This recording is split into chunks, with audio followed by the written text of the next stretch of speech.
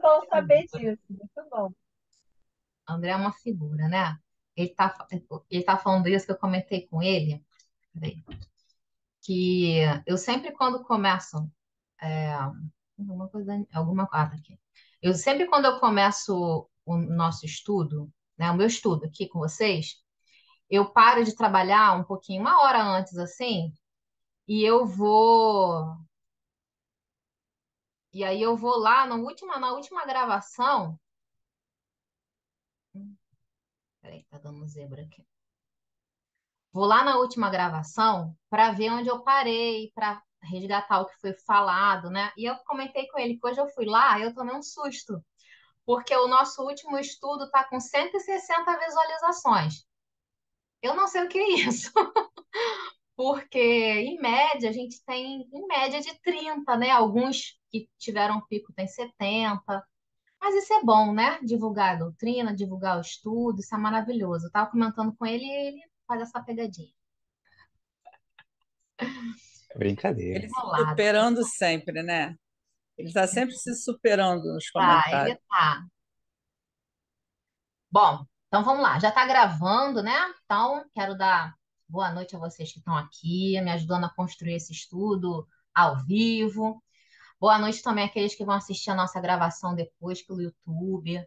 Vou falar que quem quiser, quem assiste depois e tem vontade de participar do nosso estudo ao vivo, né, aqui na hora que a gente grava, que acontece toda terça-feira, a partir de 10 para as 9, né, 18h50 eu abro a sala.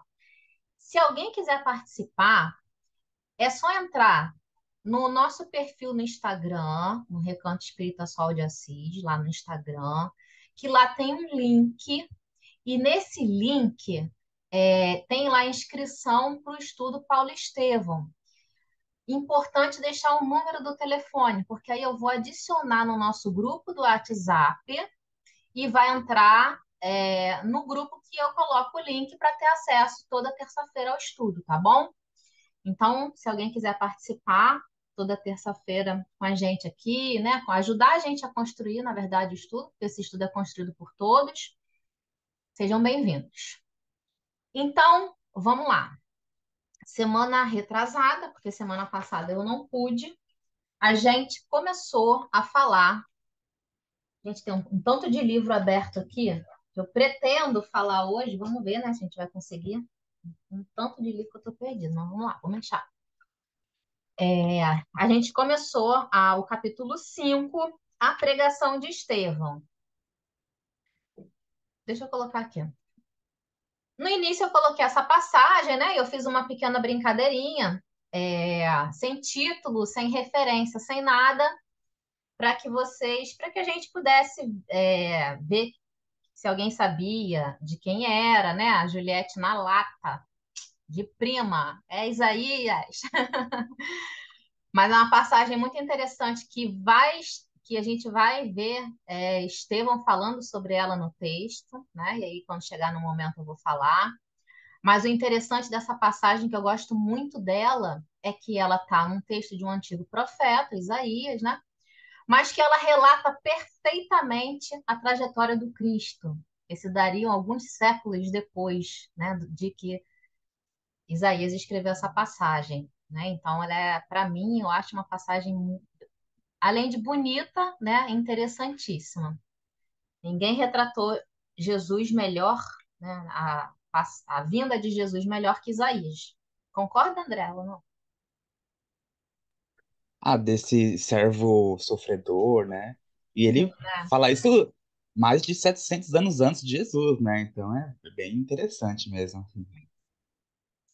Ó, aí vamos lá, fazer um pequeno apanhadozinho do que a gente falou até nesse início de capítulo. Mas antes, para quem está aqui e não estava quando a gente começou a falar sobre a pregação de Estevão, eu vou repetir um ponto muito importante que eu falei lá, que é o seguinte: é, quando a gente lê, e eu acho que todo mundo que está aqui participando já leu Paulo Estevão, quando eu vou falar por mim, né?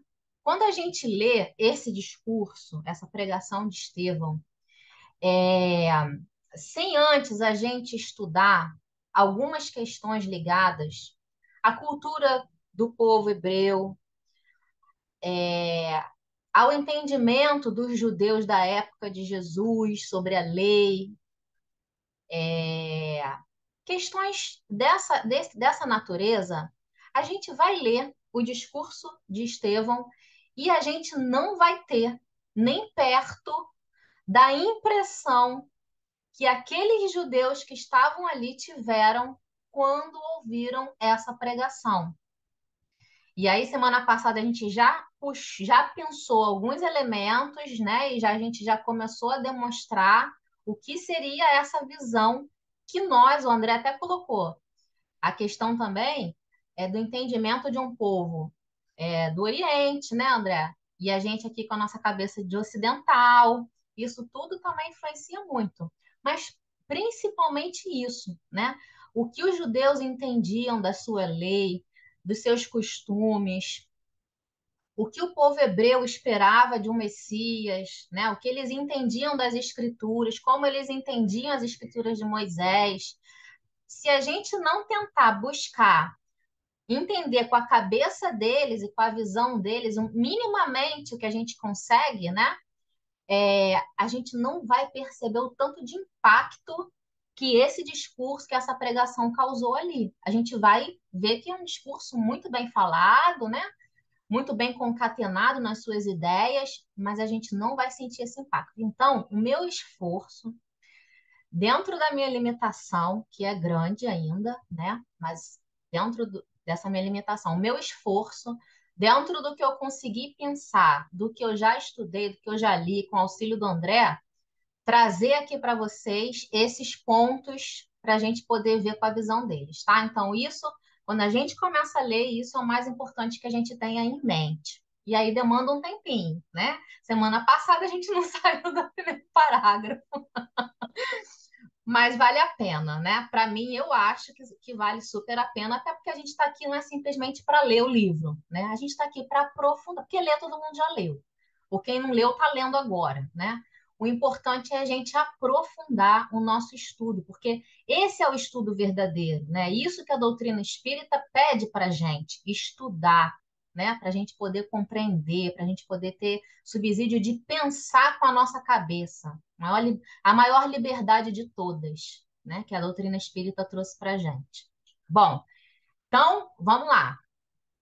E aí a gente começou vendo no início do capítulo que Saulo e Sadoc foram até a casa do caminho. Entraram lá e sentiram uma grande estranheza de ver aquelas pessoas ali todas misturadas, né? Pessoas debilitadas, idosos praticamente à beira da morte, crianças órfãs, abandonadas, mulheres viúvas, né? Tudo o que para a sociedade não representava grande coisa, né? Então, eles entram e eles veem ali uma casa humilde, simples, uma construção muito simples, né? Emmanuel traz isso para gente, com todo esse tipo de gente na visão deles, e ali aqueles homens do caminho que eram, ao olhar deles, pessoas com propósitos que eles não conseguiam compreender, e tudo isso começou a causar uma grande estranheza, né? Mas, enfim, o propósito deles era entrar lá para ver o que acontecia ali e ver a questão dos milagres, né? Porque a gente viu que o próprio Estevão já havia desenvolvido a mediunidade curativa dele, né? E já tinha realizado curas, né? Então, eles também queriam ver que história era essa dessas curas que estavam sendo feitas. Entraram e se assentaram ali, né? Foi oferecido para eles ali um banquinho. As pessoas que estavam ali perceberam a entrada deles, ficaram em suspense, né? Emmanuel narra que Saulo verificou que alguns dos seus discípulos ou alunos, né, como o doutor da lei, estavam ali presentes também, então foram lá, porque provavelmente sabia dessa visita deles, né? E aí quis ir lá também. Então tinha ali uma grande mistura, né, de pessoas. E ele ficou ali observando isso. E entra Estevão. quando Estevão entra, é aquele alvoroço, né? Aquele burburinho, é Estevão, é Estevão. E eles param para prestar atenção em quem era esse Estevão. E aos olhos de Saulo, à primeira vista, ele vê mais um daqueles. Homem simples, de aparência nem um pouco relevante, demonstrando simplicidade que não poderia representar grandes é, ameaças, né, para eles. Até ele abrir a boca.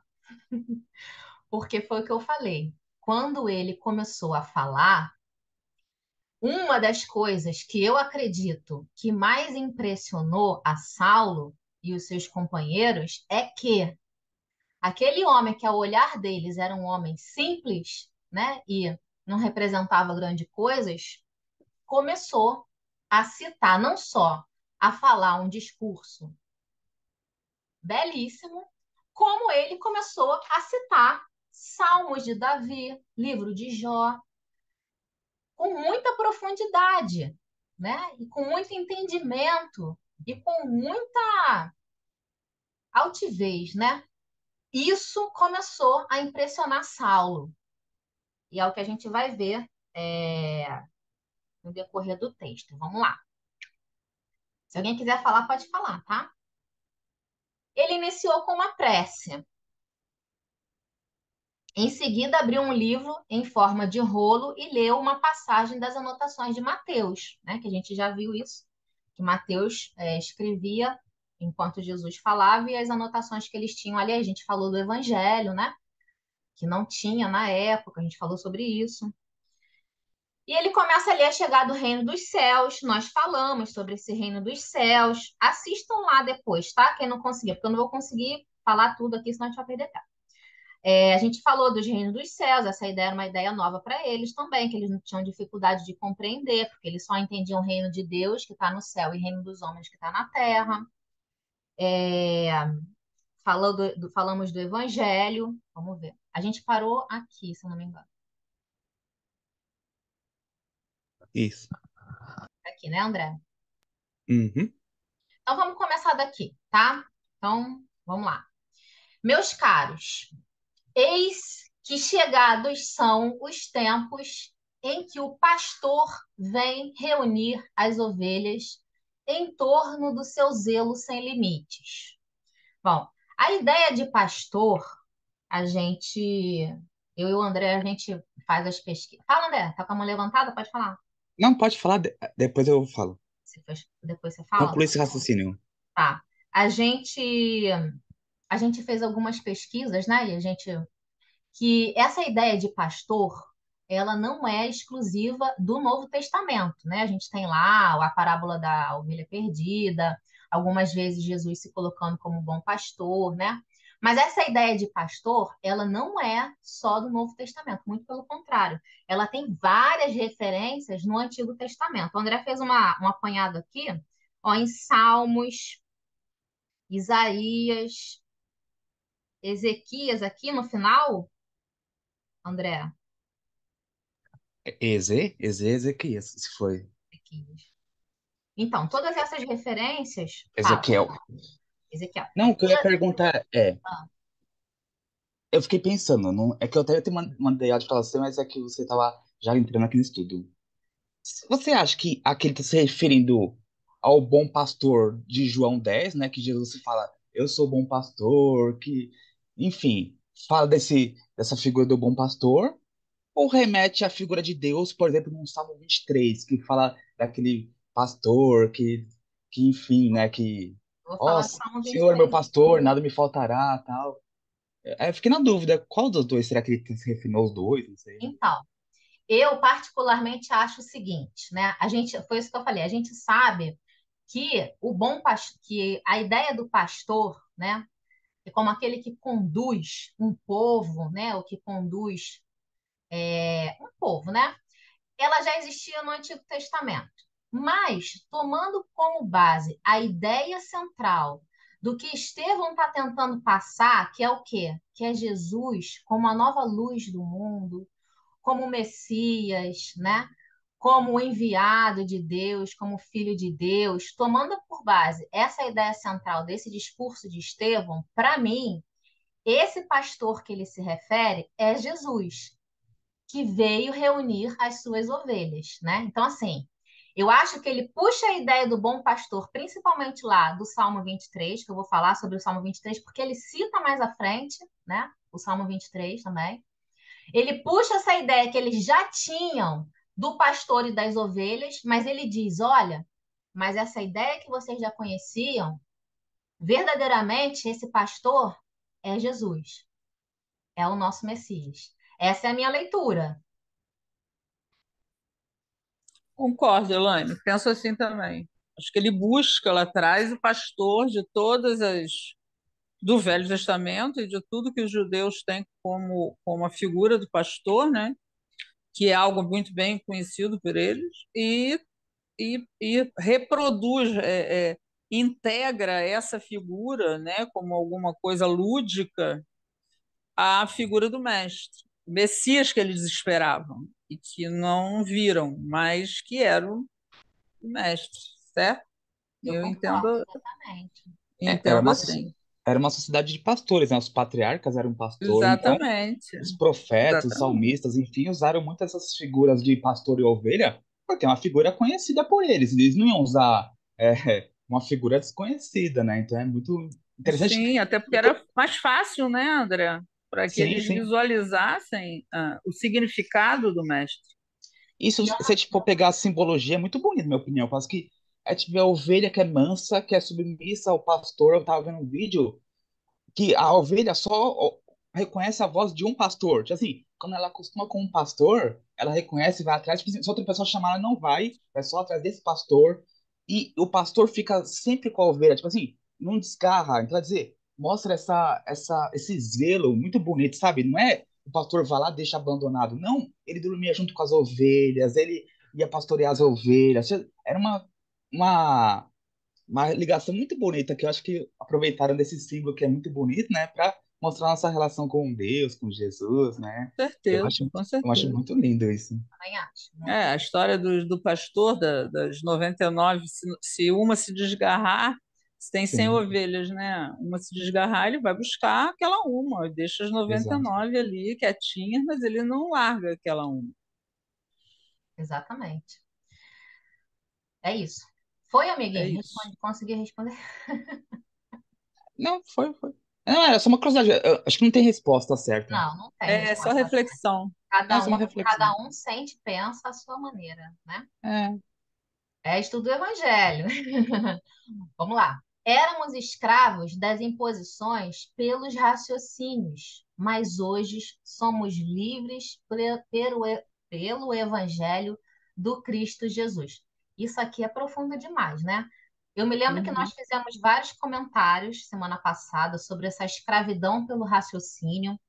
E uma que eu gostei muito que fala, eu acho que até que o André colocou, que fala que antes a proximidade que eles tinham por Deus, para Deus, né? É, apesar da ideia do Deus único, né? Dessa fortaleza no Deus único, mas a proximidade deles era muito pela forma dos cultos exteriores, né? pela Então, lei. Era muito mais uma relação com a lei do que com Deus. com a A lei lei. era o intermediário, né? Exatamente, através da lei, né? O que significa isso? Através das obrigações, dos cultos, né? Eles chegavam a Deus. Então, eles eram, na verdade, escravos desses rituais, né? Fazendo um resumo aqui disso tudo, chamando de ritual. Eles eram escravos desses rituais para chegar a Deus. Porém, o Evangelho de Jesus, né? Jesus traz Deus para perto, né? Para perto deles. E diz, como ele disse para a mulher samaritana, lá no poço, né? Que ela perguntou: os judeus dizem que Deus está lá no templo em Jerusalém, os samaritanos dizem que está aqui no templo deles, eu não estou perdida, eu não sei onde encontrar Deus, embora eu queira encontrar um verdadeiro Deus. E Jesus fala para ele: vai haver um tempo em que todos vão compreender que Deus está no seu coração, que Deus não está nos templos de pedra, mas que está dentro de você. E essa é a liberdade. Olha que liberdade, né? Uma das interpretações que a gente pode dar dessa imposição do raciocínio em contraponto à liberdade que Jesus trouxe. Você não precisa mais de culto, você não precisa mais de templo, você não precisa mais de ninguém te dizendo o que fazer, o que não fazer para se aproximar de Deus. Deus está em você. E aí vem a doutrina espírita, né? E diz que nós estamos mergulhados no amor de Deus e esse amor nos preenche por fora e nos preenche por dentro. Ou seja, nós somos todos Deus, né? Olha que bonito, que liberdade verdadeira que tanto o Evangelho de Jesus, né, como depois, através das explicações, o Espiritismo vem aclarar ainda mais, né? E isso para mim é belíssimo, essa liberdade de você estar próximo de Deus sem nenhuma interferência. Se você quer chegar a Deus, entra para o teu quarto e lá você ora para Ele. Ou seja, não precisa ir no templo, né? Sobre isso, alguém quer colocar alguma questão? E eu acho que também joga muito pro intelecto na nossa relação com Deus, como se fosse algo intelectual, mas é algo muito mais sentimento do que intelecto, né? Sobretudo os fariseus transformaram a relação com Deus, através dos escribas, autores da lei, nessas interpretações múltiplas da lei, enfim, em um exercício puramente intelectual, né? De, enfim. E Jesus vem mostrar que o caminho não é esse, é o caminho do coração, não do cérebro, né? Acho também importante dizer essas questões, né? E outra coisa que a gente falou também, que você comentou, que acho que vale a pena lembrar, aqui ele tá falando do evangelho como a mensagem de Jesus, né? Não é Sim, evangelho um livro. Hoje em isso. dia a gente compreende evangelho como se fosse um livro, mas na essência evangelho é a mensagem do Cristo, é a boa nova, quer dizer, boa nova, né? Evangelho, as coisas Evangelho, significam, né? né? É, Evangelho. Porque bem significa, lembrado, André, nessa época, não existia evangelho. eu até falei semana passada, que nessa época, quando a gente lê esse texto e a gente não sabe disso, é o que o André falou, a gente pensa que ele está falando dos textos do Novo Testamento, né? Mas nessa época nem existia Novo Testamento. Os textos do Novo Testamento sobretudo os evangelhos, vão começar a ser escritos 50 anos daí para frente, vão começar a ser escritos. Então, o evangelho aqui que Estevão fala é no sentido da boa nova, da mensagem de Deus. Paola quer falar, fala, meu amor, pode falar. Então, é o mau talento toda a vida. Mas eu indo, falando nisso que o André estava falando, que vocês estavam falando, eu fiquei aqui pensando. O André está dizendo assim, trazer a intelectualidade para a questão de você refletir, né? E fala assim, jogar, por outro lado também, é você jogar na igreja ou no templo a responsabilidade deles fazerem você ver Jesus, ou você ver Deus, ou você ver o pastor, ou você ter religiosidade. É muito cômodo, né? Eu vou para a igreja porque lá eu vou ter atitudes religiosas. Mas entendendo aquela época, entendendo aquela situação, você pensa assim, cara, mas precisava ter algum lugar em que se respeitasse costumes, em que se respeitasse regras, porque o dia a dia ali era diferente. Mas eu fiquei pensando nisso. Por outro lado, vamos fazer o povo, em algum lugar, olhar para isso, né? Se é num templo, se é num lugar. Jesus falava nas pedras, Jesus falava no meio do mato, ele não estava nem um pouco preocupado no local. Ele queria era falar, ele queria era que todos o ouvissem. É isso, eu acho também, né? Sim, Ele perfeitamente. mesmo disse que está aqui alguém que é maior que o templo, né? Então. Oi, Elaine, tem aquele trecho de Narcisa lá que ele fala nos Mensageiros do André Luiz. Eu coloquei aqui no chat, se o pessoal quiser ler, que fala muito essa questão, na minha opinião, enquanto a gente vê o evangelho, a mensagem como algo puramente racional, a gente fica só na superficialidade, né? Tanto é que também a gente lembra de Alcione que depois do conhecer e meditar, vem o sentir, né, para viver. Então, a gente precisa descer pro coração. Senão a gente vai transformar o evangelho, a gente vai virar teólogos do Evangelho, mais uma vez, né, doutores da lei, mais uma encarnação como puramente teórica que não vamos vivenciar. E para vivenciar, a gente precisa sentir, né? Eu acho que Exatamente. eu penso assim também, né? Também penso. E esse trecho que Estevão falou que éramos escravos das imposições pelos raciocínios, mas hoje somos livres pelo Evangelho do Cristo Jesus, esse trecho também causou impacto no ouvido dos judeus, né? Dos fariseus, sobretudo. Por isso que o André já tinha comentado. Porque eles usavam da lei para impor também o respeito através do medo, né? Muitas vezes. Então, essa ideia de liberdade, de conexão direta com Deus, sem precisar de um representante, até hoje isso vigora em determinados segmentos religiosos, né? A gente vê isso. Isso é um aprisionamento, né? E isso para eles ali na hora, e como assim? Como assim liberdade de raciocínio, liberdade do agir, contato direto com Deus? Quem é esse que diz que está com Deus e tem contato direto com Ele, né? Isso causou impacto também. Deixa eu ver, tem alguém aqui falando no chat. Conhecereis a verdade vos libertará. João, capítulo 8, que o André está colocando aqui. Essa é a frase. Essa é a frase que é a porta de entrada do espiritismo para mim, né? Mas que é tão deturpada. Mas isso aí, conhecereis a verdade e a verdade que Jesus trouxe, né? Diferente da verdade que eles colocavam. Nossa raça guardou de épocas imemoriais a luz do tabernáculo. Vamos parar aqui para a gente entender isso aí, que isso aqui também ele está trazendo uma questão que é muito forte para o povo hebreu, que é o quê? O tabernáculo, não vou aprofundar muito, mas só o suficiente para que vocês consigam entender, quem não conhece, né? O que era o tabernáculo para o povo hebreu, né? O tabernáculo, como é que eu vou falar? Era uma construção onde dentro existiam, eles entendiam que ali estava Deus, né? É uma habitação de Deus na terra, tá? Dentro do tabernáculo estavam as tábuas da lei, um vaso com maná, e eu não vou entrar, né, explicar o que é maná para vocês, porque a gente vai aprofundar isso no estudo. Mas foi tipo um alimento que eles receberam na época do deserto, quando eles estavam passando por uma escassez muito grande.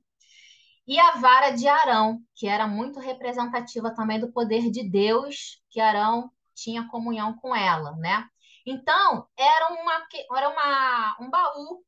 André, me corrija aí se eu estiver falando muito que não dá para entender. Um baú É a Arca de onde eles Aliança, né? colocavam isso, a Arca da Aliança. E o tabernáculo era uma tenda, né, na origem, que depois veio a dar origem aos templos, né? Era uma tenda aonde tinha essa arca. E eles entendiam que ali estava Deus. Então a luz de Deus na terra estava ali no tabernáculo. Quer complementar, amigo André? Não, perfeito. Tá Ali no bom? período do Êxodo, né, pessoal? O povo sai da escravidão no Egito através de Moisés, enfim, né? E a gente tem que lembrar que no primeiro momento Deus se revela no alto da montanha, no Monte Sinai. Mas simbolicamente tem um momento que o povo precisa mais de Deus mais perto. Então, simbolicamente, Deus vai habitar no meio do povo. Então, constrói bem no meio do acampamento das 12 tribos, né, de Israel, uma barraca, né, uma cabana, uma tenda móvel que os levitas eram encarregados de montar. Conforme o povo ia caminhando para o deserto, ia montando, desmontando. E lá existia vários utensílios, como a Helene falou. Tinha tanto a questão externa a questão do sacrifício, né, do altar de sacrifício, e dentro tinha a menorá, tinha a mesa com os pães da preposição, tinha o incenso, mas o lugar mais santo era o lugar santo dos santos, que a Helene falou, que é onde estava a Arca da Aliança. Lá para eles era. A Helene até falou em outro estudo isso, né? Até no templo só viria. O sumo sacerdote só entrava uma vez por ano, por causa que era o lugar mais sagrado possível. Então, para eles, o simbolismo que aqui Estevão está retratando esse tabernáculo, justamente como a Elaine falou, a presença divina, né? Eles guardaram essa presença divina. Pode lá. Depois, né, o André está falando, a gente falou do Santo dos Santos no nosso estudo complementar, por quê? Esse tabernáculo, né, ele foi construído no Êxodo, né, no deserto. Mas No depois, deserto. nos templos de Jerusalém, ele foi construído também. E lá era o local, já não era o tabernáculo, né? Era o templo onde existia o Santo dos Santos, que é esse local que o André falou, que a gente já falou no estudo. Que ninguém entrava, porque como lá estava Deus, né? Como lá estava a divindade, não é qualquer um que pode ter contato. Então, só o sumo sacerdote que entrava uma vez por ano. Quem quiser não assistir o nosso estudo complementar, vai lá que a gente deu uma explicada e depois a gente vai fazer outro estudo aprofundando mais ainda sobre os templos de Jerusalém. Né, André? Se a gente for ver os templos que foram construídos, o primeiro que quis construir foi Davi, mas Davi não foi permitido, mas o filho dele, Salomão, construiu o primeiro templo de pedra, né? Mas é uma réplica do tabernáculo, os espaços, os A forma de, utensílios. a forma de divisão interna. Exato, é tudo muito simbólico. E é legal que tem estudo, até o Haroldo fala bastante sobre isso, né? Tem todo um simbolismo espiritual. Por quê? Que as pessoas falam que essa área externa é a parte das provas e expiações, é a parte do sacrifício animal, verdade. E a gente vai caminhando até a nossa comunhão com Deus. Tem outras interpretações que enxergam esse tabernáculo dentro de nós e falam que esse Santo dos Santos, lugar santíssimo, é a nossa consciência, onde Deus habita. É muito interessante, que é onde está Não, as tábuas da lei, né? Então, assim, é um estudo muito interessante trazer o sentido espiritual do tabernáculo, do templo. Desculpa, você falar? a gente vai trazer, né, André? Linda, hein, André? Coisa É, linda. é É, lindo. A gente nossa, vai trazer esse estudo aprofundado sobre os a gente templos, vê que nada é à toa. Nossa, muito nada à bonito. toa. Bom, por que que eu estou falando isso? Né? Para vocês entenderem que Estevão está levantando uma questão aqui que é complicada, né? Que ele está falando assim, ó. é,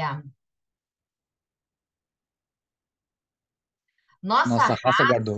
guardou de épocas imemoriais a luz do tabernáculo.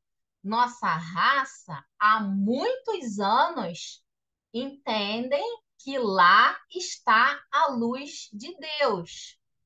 Porém, Deus nos enviou seu Filho sem mácula. Esse sim é a verdadeira luz de Deus. Gente, tem noção de como eles receberam essa fala, né? De falar que, ó, lá no tabernáculo, lá no Templo de Jerusalém, lá no Santo dos Santos, onde você acha que está a maior luz de todas enviadas por Deus, o próprio Deus até, essa luz é Jesus. A letra da música, essa luz é Jesus. Então, imagina o impacto dessa fala aqui para eles, né? A luz do tabernáculo. E Deus nos enviou o seu filho sem mácula. Onde estão em Israel os que ainda não ouviram as mensagens da Boa Nova? Onde os que ainda não se felicitaram com as alegrias da nova fé? Deus enviou sua resposta divina aos anseios milenários. A revelação dos céus aclara os nossos caminhos. Que anseios milenários é esse aqui, né? Tem uma fala que diz que o Antigo Testamento é o povo clamando a Deus, né, André? É E o o... Novo Testamento é a resposta de Deus, né? E o Novo Eu lembrei disso também. Testamento, que é o quê? Que é Jesus, né? Que é a Hum. figura de Jesus. Então, a boa nova de Jesus. O Novo Testamento é a resposta a esses anseios, né? Então, Deus enviou sua resposta divina aos nossos anseios milenários. A revelação dos céus aclara os nossos caminhos. Olha que bonito isso. Vamos lá, prosseguindo. Ih, deixa eu ver que horas são. Não, tá tempo. Consoante as promessas da profecia de todos quantos choraram e sofreram por amor ao Eterno, o emissário divino veio e tá com um negócio bem aqui em cima que eu não consigo. Lê para mim aí, amiguinho, por favor. Ah, consegui.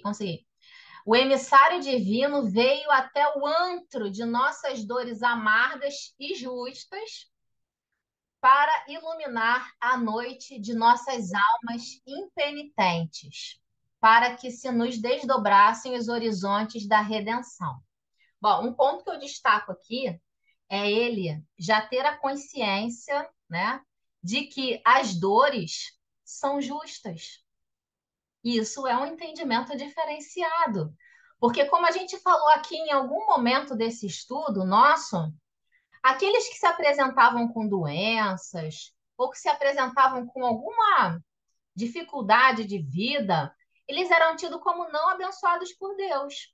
Então, a dor, a dificuldade, a doença, a deformidade física, né? Tudo isso era questão de impuro. E impuro era aquele que não era visto por Deus. Então, as dores não eram enaltecidas, como ainda uma boa parte da nossa sociedade entende assim, né?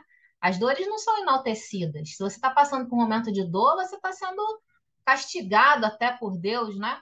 Mas aqui Estevão coloca as dores amargas e justas. Por quê? Porque ele já tem esse entendimento de que se nós passamos pelas provas, é porque nós necessitamos dela.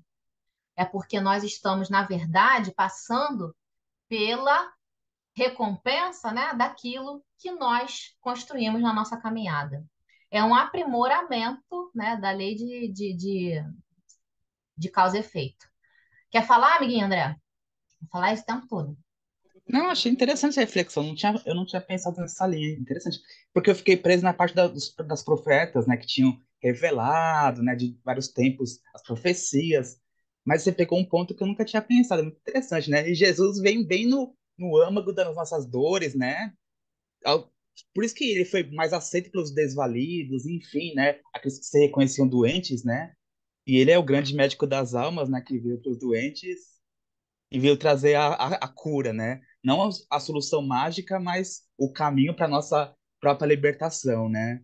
Porque quem cura é a nossa fé, a sua fé te curou, né? É A nosso sua próprio fé te caminhar. curou, né? Muito bom. Uhum. O Messias atende. Ó, aqui também, só dele falar o Messias aqui, já também é uma questão de arrepiar os judeus, viu? Porque ele está chamando Jesus de Messias e eles não entendiam, não aceitavam de forma alguma, como eles falam, que aquele carpinteiro nazareno, porque Nazaré era a aldeia da aldeia da aldeia, né? Era uma aldeia insignificante para eles, fosse o Messias. Que foi crucificado entre dois ladrões? Que como assim, Não se Messias? salvou a si Impossível. próprio, né? Como assim? Um Salvador que não se salva a si próprio, enfim. E aqui ele está chamando Jesus de Messias, então aqui também arrepiou o braço deles. O Messias atendeu aos problemas angustiosos da criatura humana com a solução do amor que redime todos os seres e purifica todos os pecados. Essa palavra também, purifica, pelo amor e redime os pecados. Gente, isso aqui também, porque purificar para eles tinha um ritual, dependendo do que tornou a pessoa impura, o purificar tinha um ritual gigantesco, que às vezes levava dias, né? E como assim purificar simplesmente pela solução do amor? Que simplicidade é essa que vocês estão dando à lei, né? Simplicidade nada. Era mais fácil quando era externo do que o amor é difícil, mas é o caminho, né? Sim, é. Mas simplicidade pelo fato de não ter Tem que gente que passar. ainda nem sabe fazer isso, né? Amar até Eu tô, hoje. Exatamente, eu tô Está aprendendo, Bia. aprendendo. Eu Eu ainda tô também estou engatinhando. aprendendo. todos Está nós. aprendendo também. Então, a simplicidade no sentido de que você ser redimido das suas impurezas sem ter que passar pelo templo, sem ter que passar pela lei, sem ter que passar pelos sacrifícios, sem ter que ter essa purificação outorgada por uma autoridade. Que é isso, né? Então, isso daqui também causou uma grande estranheza para os ouvidos de quem estava ali ouvindo. O Antes era Messias, mais fácil, porque você comprava um animalzinho, levava no tempo e estava purificado, ou entrava naqueles banhos exatamente. rituais. Agora Mas não, hoje agora também, André, hoje também ainda temos companheiros, a não é só, terceirização, né? exatamente, não é só, a gente costuma gostar, a gente gosta de falar dos outros segmentos religiosos, né? Mas dentro da doutrina espírita, a gente também tem, né? Aqueles que ainda não compreenderam a mensagem, que acham que, ó, como uma vez eu ouvi, papa água fluidificada, papa passe, né? Papa palestra, não tem que ir na palestra, estou precisando de um passe, estou precisando de uma água fluidificada, mas nem pensa em alterar, modificar a sua vibração, modificar seu pensamento, modificar aquilo que habita no seu, na sua consciência, né? Essa é a estrada, mas essa é a estrada mais difícil. Como costuma falar o meu mozinho que está aqui, o Marcos, ele falava assim, desde muitos anos, né? Quando ele me apresentou o Espiritismo, quando ele me deu o maior presente que ele me deu na minha vida, que ele falava assim, ó, o céu do espírita é um céu mais distante, hein? Porque o céu do espírita não é aquele céu que você alcança rezando 300 Ave Maria, não. Fazendo uma oferenda, né? Ou prestando uma doação pecuniária, Pagando o dízimo, uma ou prestação pagando o dízimo, né? exatamente. Ou indo pegar passe, assistir palestra, tomar na água fluidificada. Não, não, não.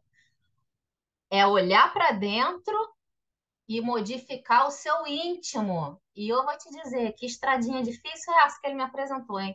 Mas libertadora também, maravilhosa.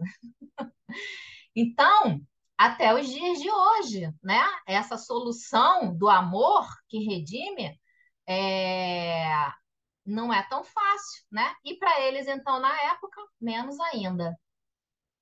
Mestre do trabalho e da perfeita alegria da vida. Suas bênçãos representam nossa herança.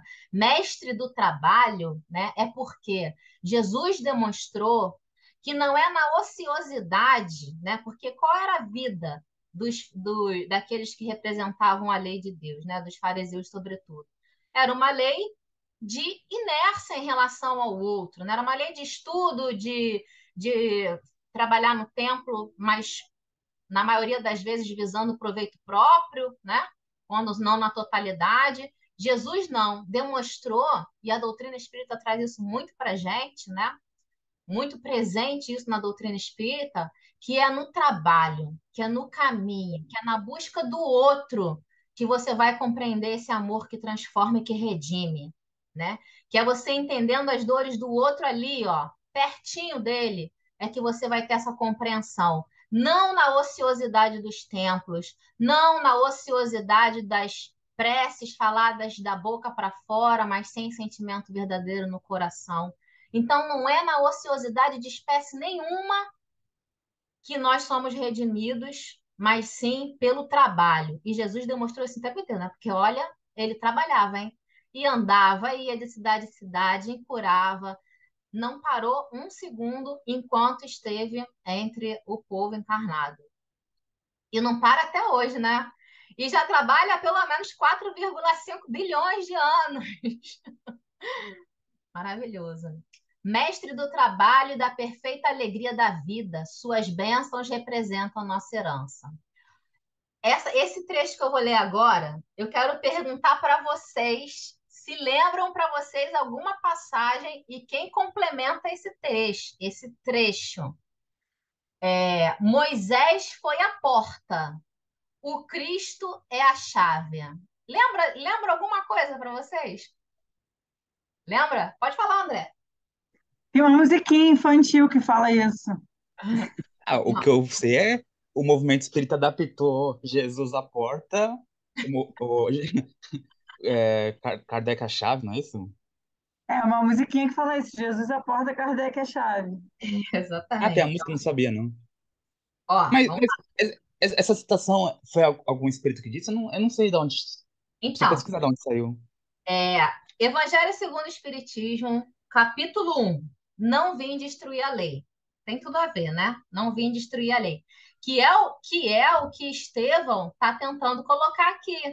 Porque como os fariseus, né, os judeus, não conseguiam compreender essa nova doutrina do Cristo, eles achavam que esses ensinamentos estavam derrogando, estavam botando por terra os ensinamentos que Moisés trouxe. Mas, na verdade, não estava. Estava aprimorando. Né? Por quê? Porque o povo de Moisés tinha uma idade. Eram espíritos numa determinada fase da infância. não iam compreender um texto de 3 parágrafos. Precisavam aprender a juntar as palavrinhas, né? Assim que a gente aprende. O povo que recebeu a mensagem de Jesus, né, a segunda revelação, já conseguia concatenar as frases e montar os parágrafozinhos. E nós, ainda crianças espirituais, já conseguimos hoje ler um texto inteiro, né? Mas nenhuma desses ensinamentos foi, na verdade, um foi construindo o entendimento para o outro, né? Porque se a gente nos entendermos, né? Se nós nos entendermos como um único povo dentro de uma escola que é esse planeta Terra, a gente vem desde Moisés evoluindo o nosso aprendizado e o nosso entendimento. Então, Moisés, aí olha só, onde que está isso? Capítulo 1 do Evangelho segundo o Espiritismo. Vou ler só um trechinho. Item 5, o Espiritismo.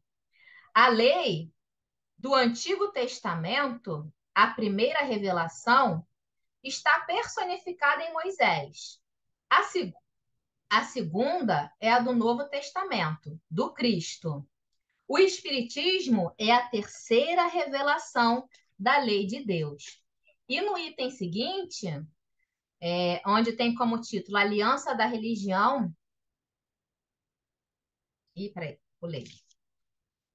A parte que está Deus é a chave. No item 8,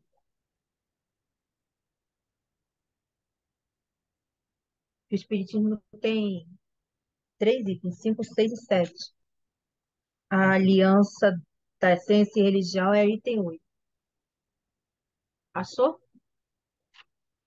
Não, eu achei, mas eu quero achar exatamente o trecho que fala aqui. Tá vendo? Isso que dá no marcar. Onde fala esse trecho que a Paola falou, que a André falou.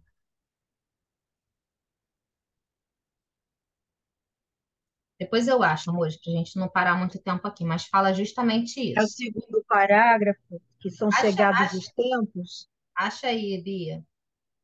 Não, São fala. chegados os tempos em que os ensinamentos do Cristo têm de ser completados, em que o véu intencionalmente lançado sobre Não, algumas partes desse não, ensino, é nessa isso? parte não. É justamente onde fala que Moisés é a porta, Jesus é a chave, enfim.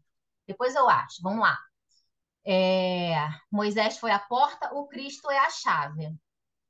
Éramos, com a coroa do martírio, adquiriu para nós outros a láurea imortal da salvação.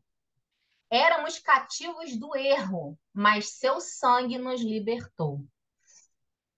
Deixa eu ver o que estão comentando aqui.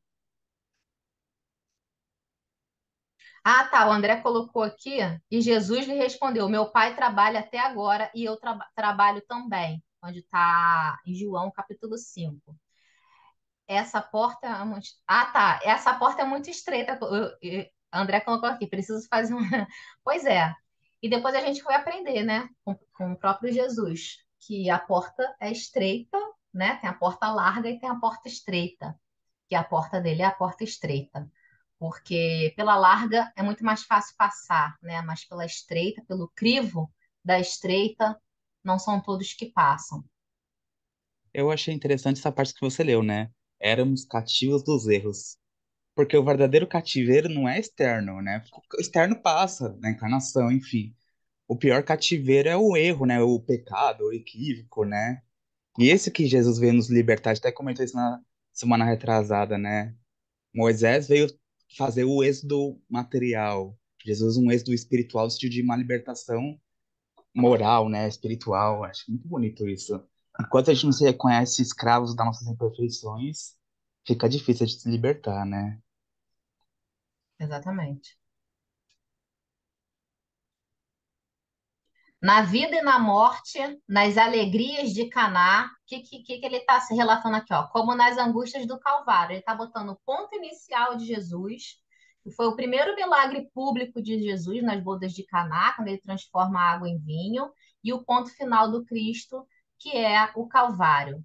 Na vida e na morte, nas alegrias de Caná, como nas angústias do Calvário, pelo que fez e por tudo que deixou de fazer em sua gloriosa passagem pela terra, ou seja, tudo que Jesus fez nesse período, né, que ele demonstrou a sua comunhão com Deus, demonstrou através dos seus milagres, né, o seu amor, o seu trabalho, tudo isso, por tudo que deixou de fazer em sua gloriosa passagem pela terra, ele é o Filho de Deus iluminando os caminhos. Aqui ele fecha o pensamento dele. Ele fala: sim, por tudo isso que ele fez, não podemos ter dúvida de que ele é o Filho de Deus.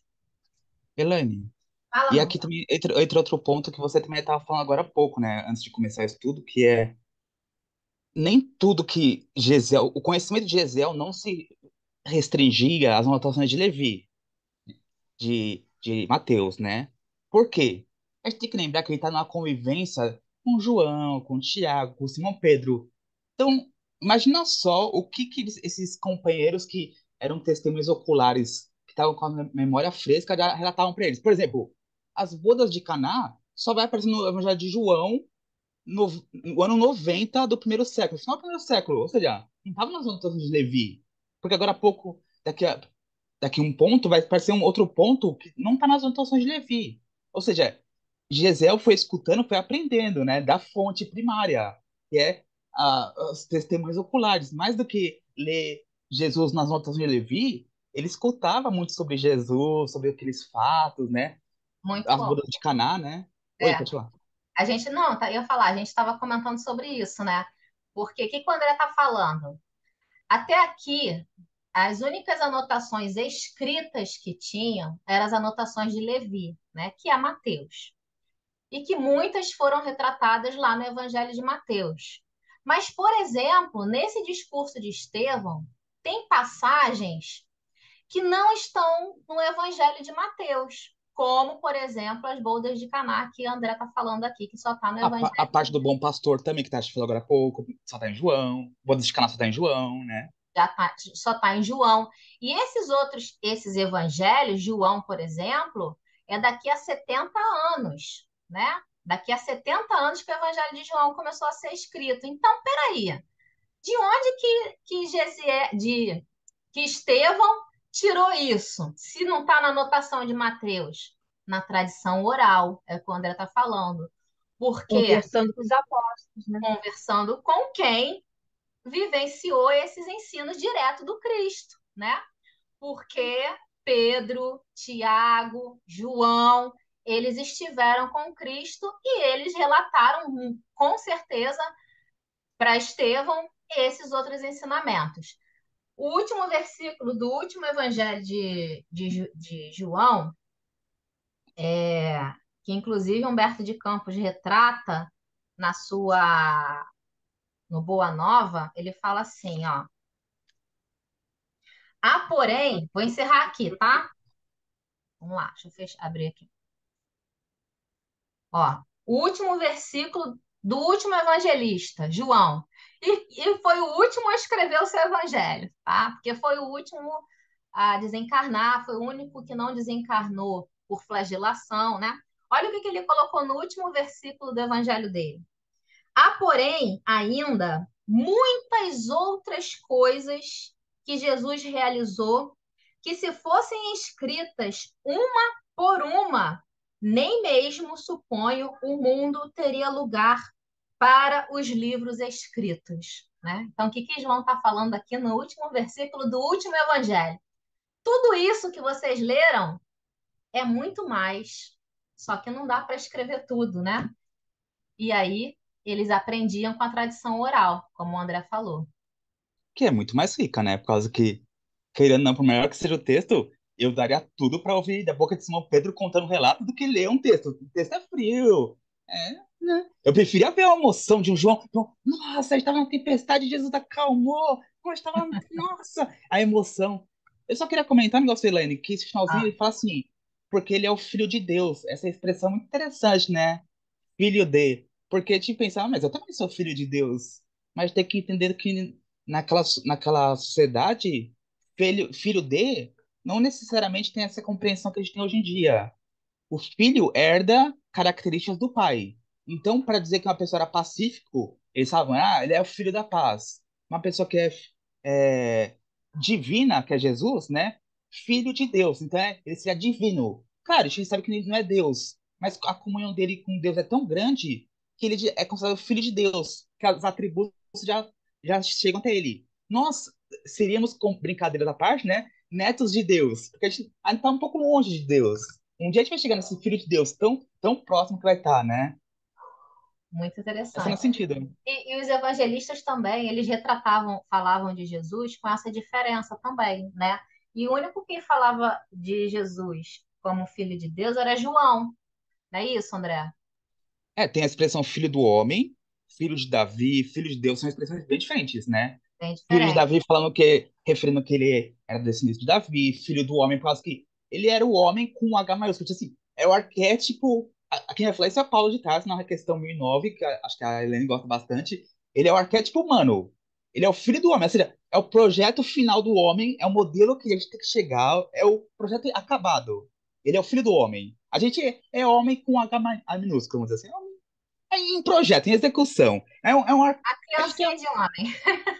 a gente tá tentando se tornar um homem no sentido de humanidade, não é questão de gênero, obviamente, né?